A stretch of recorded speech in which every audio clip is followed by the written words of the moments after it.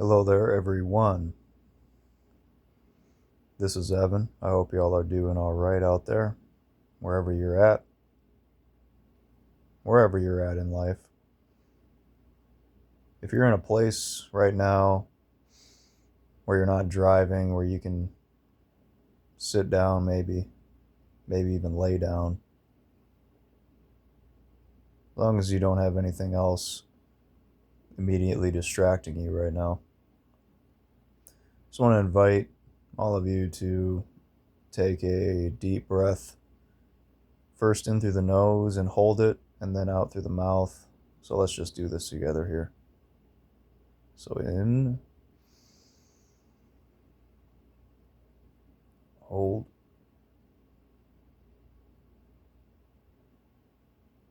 and let it all go.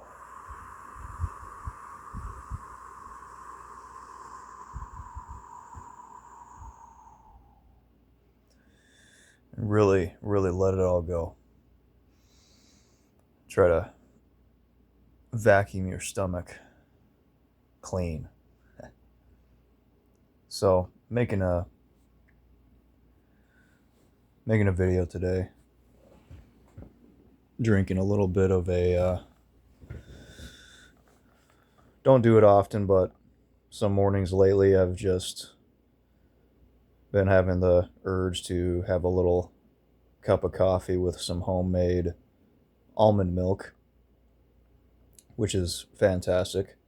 And also I've got some cacao powder and xylitol in there for a sweetener, a little bit of sea salt as well, on ice, and it's really a fantastic little drink here, so cheers to that.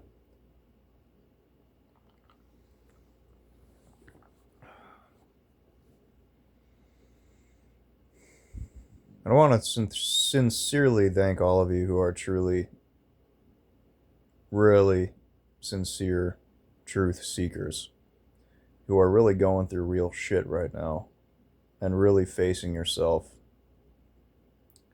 and doing the best you can with where you're at right now. That is no small thing. It's simple. A lot of these things are simple on a logical level. It's like, yes, face yourself right now where you're at, but it's not. It doesn't mean that it's easy.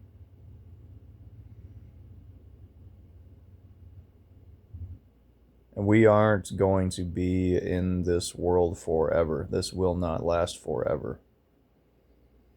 What we take with us is eternal. We are eternal beings. That's very important to remember. I've had many times, and lately too, where I would just wish for a release. And I believe that living in this world, we've been programmed and conditioned in a certain way to worship our egos in such a way that when we feel this way, when we feel like we just want to leave, we want to release, we look at it from the ego's standpoint of, well, I guess the only way to release is to willingly take my own life in some kind of a way or form or another, whether that's quickly or a very long term, very painful process. And I can't really say that either one of those is particularly more or less good or bad or admirable or selfish. So I have experienced plenty of it, and it's not our fault, it's not your fault that you're experiencing that, if you have or are experiencing that currently. It's not your fault. We did, from a higher place, know that we would face these odds, and we did it from a place of nobility and honor and love, because love never fails. Always remember that through whatever dark night you're going through right now. And I think I'm going through some level of it, you know. I'm not going to put a time limit on it and be like, oh, so all of a sudden, a couple of days, I feel really good. Now it's over. Nah, nah. That's that's ignorance. That's ignorance. The act of ignoring, whether it's being blissfully ignorant, which really isn't blissful. Ultimately, for your soul, it's just purely unconscious. But once it becomes conscious, that's when, you know, the it's just it's raw, it's authentic, it's real, tangible, it's lucid. Tangible not even on a physical level, but you can feel it palpably on an energetic level, as if it were tangible, because of how it translates into our physical body.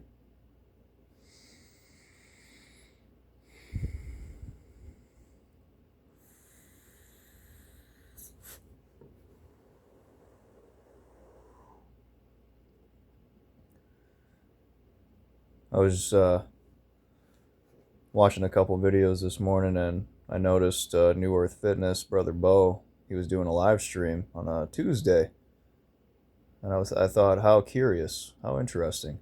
And I saw the title of it, and it was about the rapture was the title, and I thought, well, this has got to be a good one, for sure. And I come into the live stream, and it was on the very end of the live stream. I think it was. I'm gonna go back and actually listen to it, the whole thing. But I was gonna comment and say something right towards the end, but I was kind of in a mode in my ego where I was like, you know what, I really don't want to like, I don't want to bring any attention to myself or my ego or for like any type of validation or really anything like that. You know, I felt like my presence there and just listening for what it was at the very end there was more important, because in my heart I was feeling something, some kind of a call, some kind of a, there was a bit of a hopelessness feeling, you know. Just woke up having one of those mornings, you know, my physical body's going through a lot of things, and I feel directionless. And I did listen previous to that, Samuel B. Lee's most recent video, and it was a very vulnerable video, how he basically described in such a beautiful way how he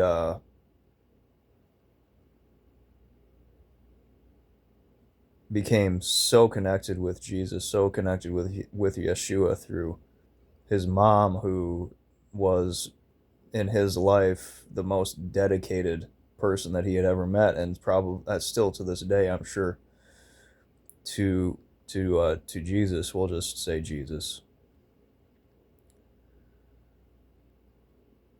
And even though now he can see that he was conditioned in a certain way from a good place, he realized that the Jesus that he knew in his heart, that he ended up truly discovering after constantly being devoted to his own relationship with who that person really is and who that soul really is.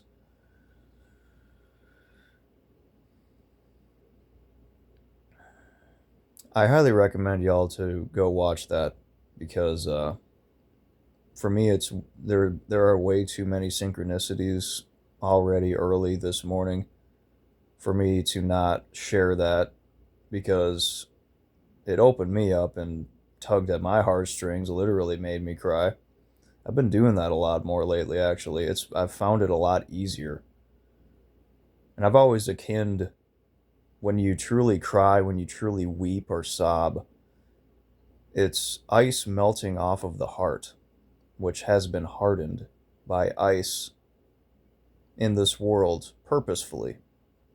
And we came into this world knowing that that is basically an inevitability for all people coming into this world on some level, in some way or another.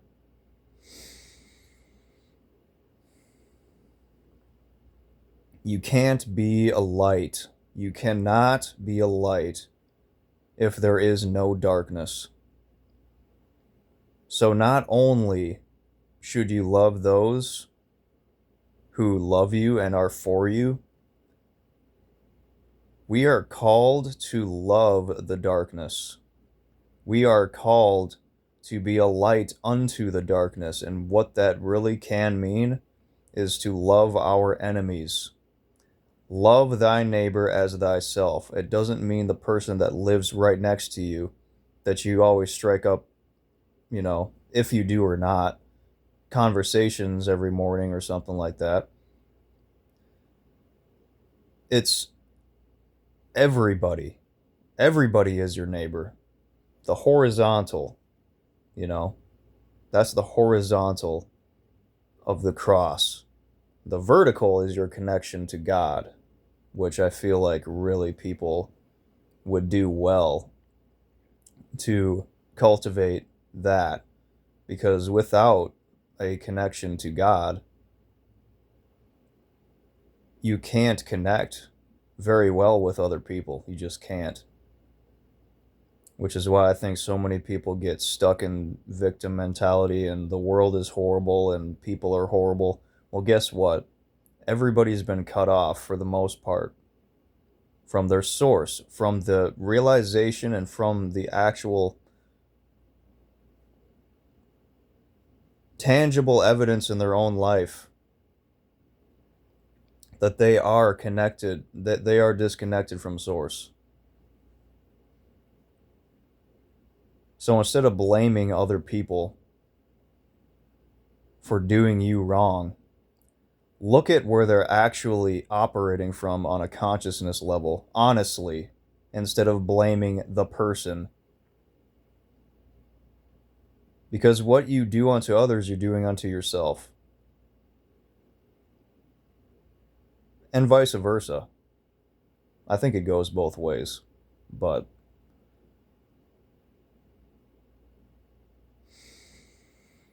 placing blame on another keeps you prisoner in your heart. And the more you continue to do that, the harder it will be to hear the voice, the still inner voice. And I speak from experience. And I know that God is an all merciful, all loving, creative source, force, energy, animates all life. And everybody, if they're given this kind of an opportunity to become lucid in this dream, to become an active co-creator in this life, and they repress or they shun that because of fear,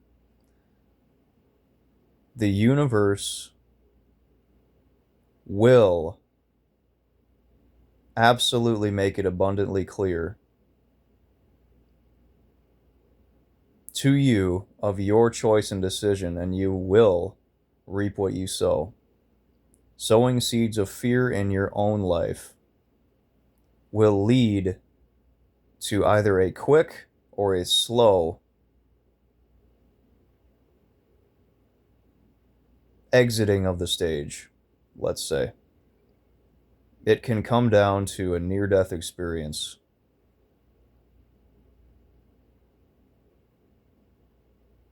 Or multiple, depending on who you are. And of course, there's always variability to all of this. These are just words and concepts that I'm doing my best to allow to be conveyed to the people that it is meant to reach at the exact right moment. And there are only a few that are really truly going to resonate with this and actually receive it. And I know that because that's just the reality that we live in. Many are called, but few are chosen. And what an amazing opportunity it truly is to be one of the few that is chosen. And that is not an egotistical thing. To be chosen is to choose yourself as a willing vessel for light and truth unto this dark realm that we are inhabiting. And this is only possible because of what Yeshua did. And to be totally honest, it wasn't only until pretty recently that I made these connections that if it weren't for him, this literally would not be possible. Any of this.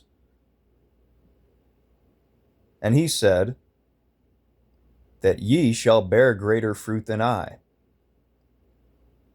And from what I can see, nobody really has. But I can see that a lot of people are in the process of doing that.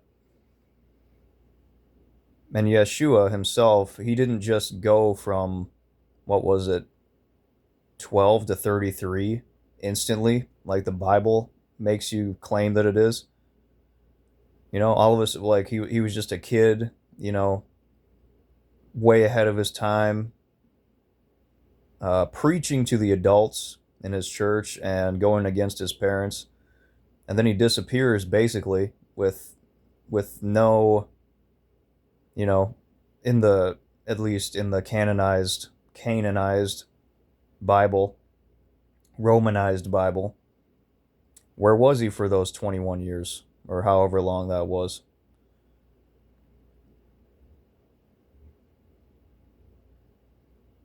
This stuff doesn't just happen overnight. You don't just walk on water and have a healing aura and the ability to heal people, bilocate, and do all of these different things that Yeshua was doing. He could heal people that somebody told him, like, this person needs healing. And if they genuinely they had faith and they received it, because that is the prerequisite. You can't heal somebody who doesn't want to be healed or can't or doesn't believe it themselves. You absolutely cannot. You have to have faith the size of a mustard seed. That's all it takes. That is literally all it takes. And Yeshua healed that man without even being in his direct vicinity. That's the power of the human, a truly actualized human.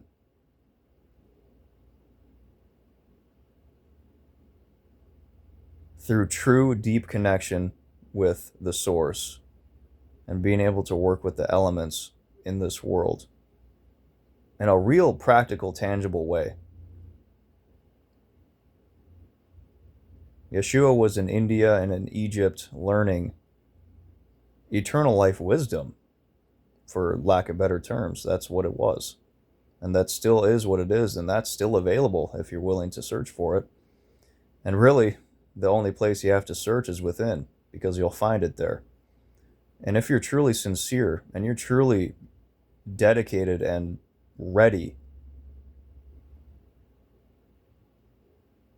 and willing to get up over and over and over again after life beats you down or you beat yourself down, when the student is ready, the teacher will appear. But you have to be dedicated. This is not some lackadaisical thing. It's just not. And if you're not ready, no judgment, that's fine.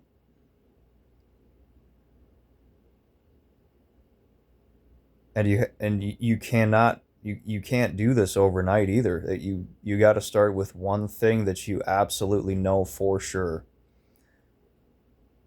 That if you change this thing in your life, whatever it is, I mean, hey, lust is a sin against the body, and it's recognized as the most detrimental thing to your spirit and your physical body.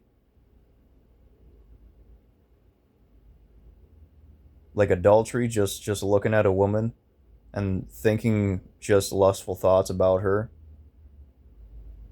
and actively participating in that, even if you're not outwardly participating in it, you are doing yourself the greatest disservice and also defiling her at the same time. But it's ultimately between you and God. What you have to go through internally and face that animal within you, that animal part of you, and realize that it has its place, but you were not built for lust. The human organism is not built primarily for lust. That energy is meant for creativity, to create new life and to create whatever you align with, whatever you attune to, and whichever polarity you're resonating on, whether it's the negative or the positive, will bring you back the exact same polarity result, i.e., you reap what you sow. And so, back to being a light unto the darkness. Of course, some song lyrics popped into my head because that always happens to me whenever I hear something in particular and then I connect it to a song. The Sound of Silence. Hello, darkness, my old friend. I've come to talk with you again. My old friend, darkness. Really, the darkness is our ally. It really is. In this current context of this world right now, the darkness is actually our greatest ally, believe it or not. Because if you can truly within yourself love the darkness from a genuine place and not from, it can only be from a genuine place. Because doesn't, love really has no restrictions. Love allows. It's not to say in a practical sense, if you need to defend yourself, then do that. I'm saying from within your being, not holding anything against the darkness or the perpetrators of such darkness, because you are just enslaving your heart and soul by doing so. And that's easier said than done. But you'll know when you're ready, or if you're ready to even start to understand that spiritual principle of loving your enemies, when you are ready for that. And that's the reality of it. What did Yeshua say when they were doing all kinds of atrocious things to him and nailing him to a cross to hang there for 3 days, suffering and dying of dehydration? He said, Father, forgive them, for they know not what they do. Because nobody who is truly connected to their source, and nobody really was at that time, hardly anybody. There were some people who were certainly closer, I would say. Nobody in their right heart mind connection does things like that to other beings or animals, which are sentient beings with brains and nervous systems which register pain, unlike plants, which do not have brains or nervous systems which register pain. Therefore, plants truly do not suffer. They don't. They just respond to external stimuli. They'll either wilt if they don't have enough of something. They're not screaming out in agony, and they don't cry when you take their seedlings away from them.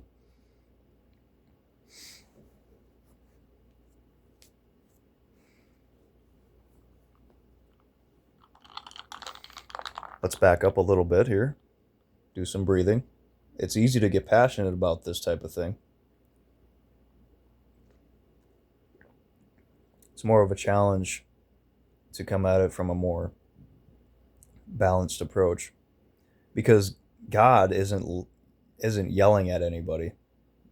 That's more my ego coming through. So if any of this has come off as that kind of a way, just know that that's just my passionate programming, let's say.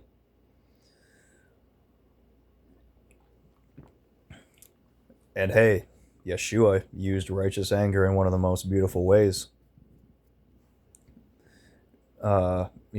Meticulously and very purposefully braided a whip to not whip people, but I believe he was like whipping negative entities in that place where they were selling animal sacrifices for coin, flipping the tables. And when a truly righteous man is angry in a righteous way, that is an unstoppable force. That's that's something you don't want to get in the way of. Somebody who has something true and authentic to live for. Oh man, I tell you what, man. That is a force of nature. And the spirit of the almighty living God will flow through that being in a way that would seem superhuman to most people.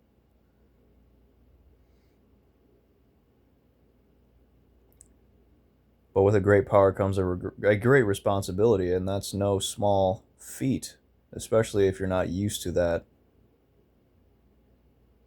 kind of such a powerful energy.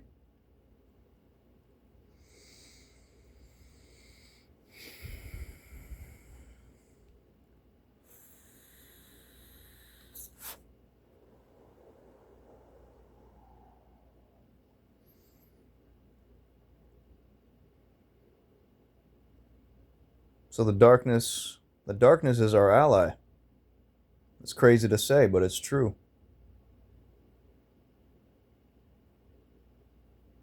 There is wisdom that those of us who are truth seekers can glean from the darkness.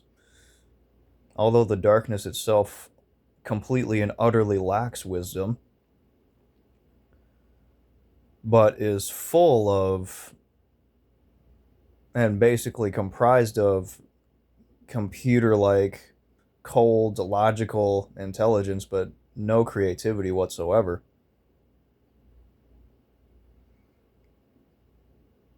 So it's only one half of a greater coin,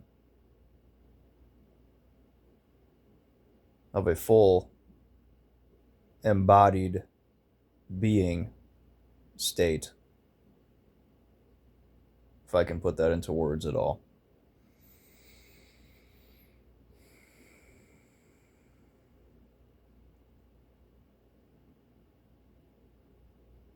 All of you, whoever you are, you chose to come into this world from a higher place to be a light unto the darkness.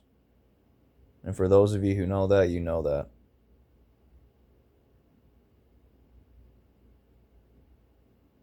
And so I just want it to be a reminder for those who may have forgotten.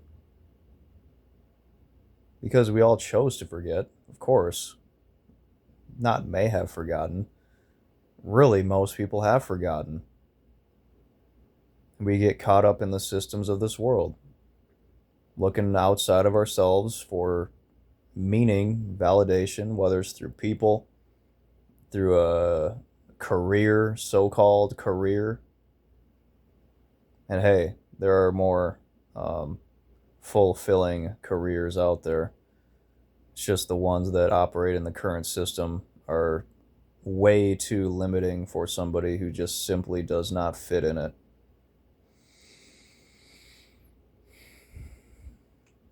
And I gotta say, man, I don't fit in it. I absolutely cannot fit in it. I have basically any job I've ever had has been slow suicide because I'm way too aware of the negative consequences. I'm way too aware of the negative things that I am actively participating and supporting, even though on an external surface level it pretends like it's virtuous and that it's the right thing to do, especially the school system. Even though I wasn't a teacher, I was just cleaning the schools, I was still participating in supporting a system that trains children who are the closest to the Creator to be prisoners in their own minds and hearts.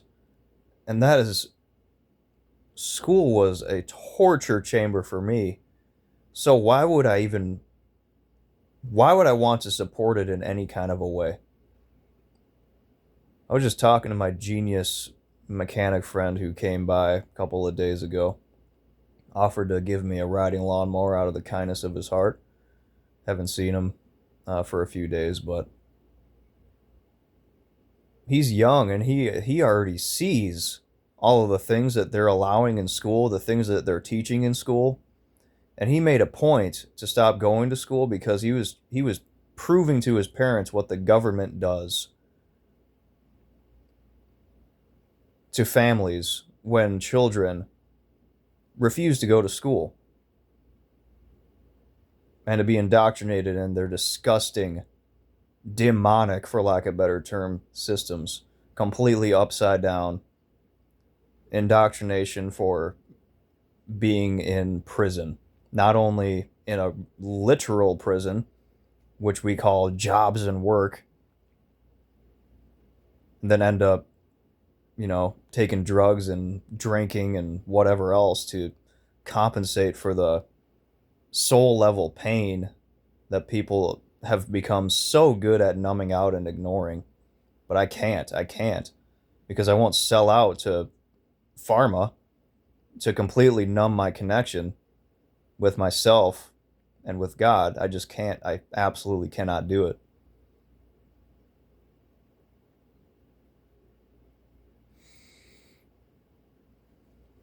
I refuse. I refuse to comply.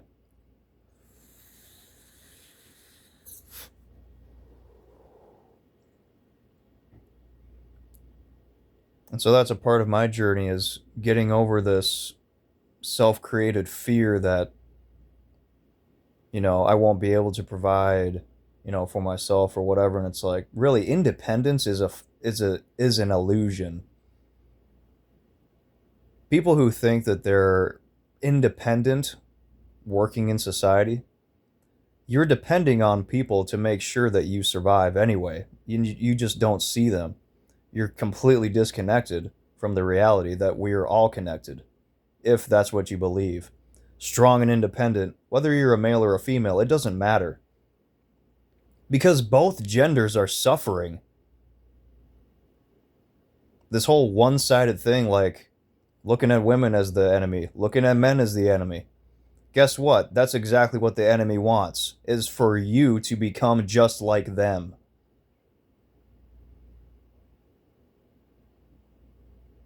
The truth is, we need each other. That's the reality. We absolutely cannot live without each other. We just can't.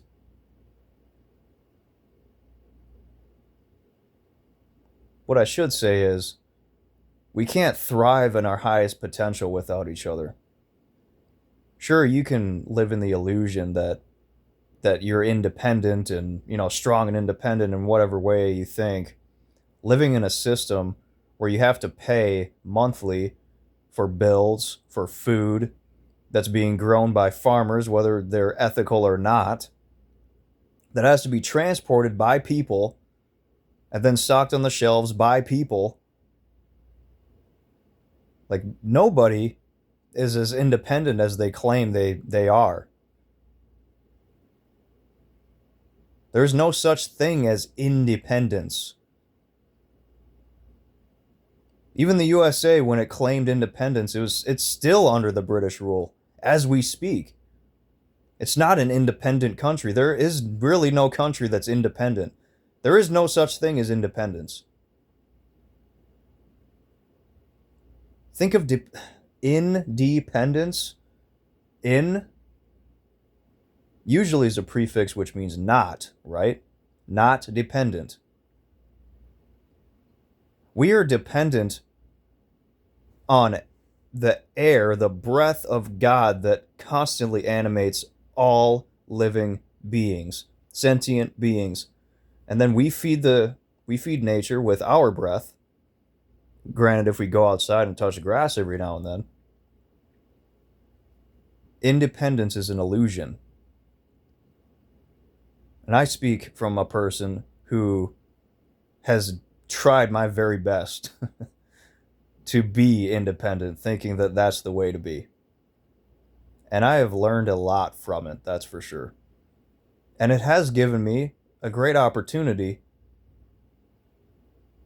to get to know truly who I am more and more, and to fall and stumble over and over and over again. But see, all of that, I can use it to help people to not go down that path. And not everybody's path is the same anyway, so you can only help somebody who is willing to receive help. I think of a awesome uh, parable that Aaron Abke used, and some of y'all might have heard this, but so we got two boats out at sea. One is love, one is fear. The boat of love has this beautiful heart shape on it. It's just beautiful. It's magnificent. There's angelic beings on there playing beautiful music. And then you got the boat of fear, where they're, let's say, I don't think he described it exactly this way, but they're constantly fishing. They're trying to meet their quota. If they don't meet their quota, they're going to get fired or whatever. So they're in a constant hustle and bustle, and then there's also dark entities on there feeding off of these people's energy. But over on the boat of love, they're all living in co-resonance and coherence and harmony with the Creator because they're connected to that source. And so there's 10 people drowning in the sea. They notice this. Both of these boats are passing by, and there's people drowning. And the people that are next to this boat of fear, these beings, these entities on this boat of fear, they tell these people, if you drown 10 people, we'll throw a life raft out to you and save you. As long as you drown those 10 people, we'll save you. We'll bring you up here so you can make your fake money and, fish and meet your quota. We'll feed you whatever you want, even if it's horrible for your health, whatever, We'll give you exactly what you want as long as you undermine these 10 people. Then over on the boat of love, these people are outside of it, and they're out there drowning at sea.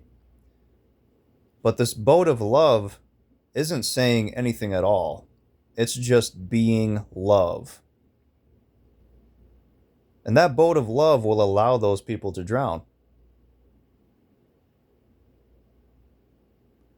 But then one person cries out for help. Please help, I'm drowning. I can't do this by myself. I'm going to lose my life. I can't do this. And one of the angels throws out a life raft and brings that person up on the boat and says, welcome home. All you had to do was ask. That's all you had to do.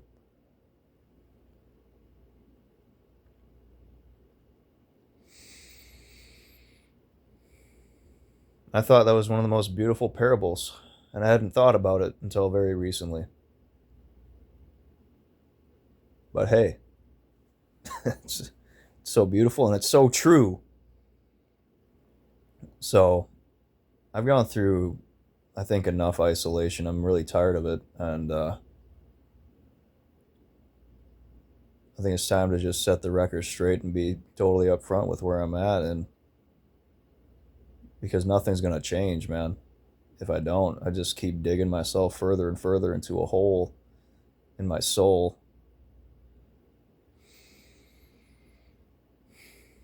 So I think that's my video. That's my video for today, and I hope it met y'all well with wherever you're at in life.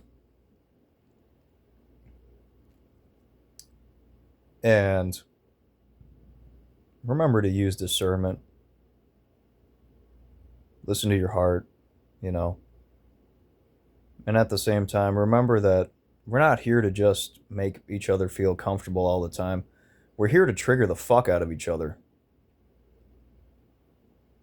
Because if you don't get triggered, you have zero chance or opportunity to grow at all.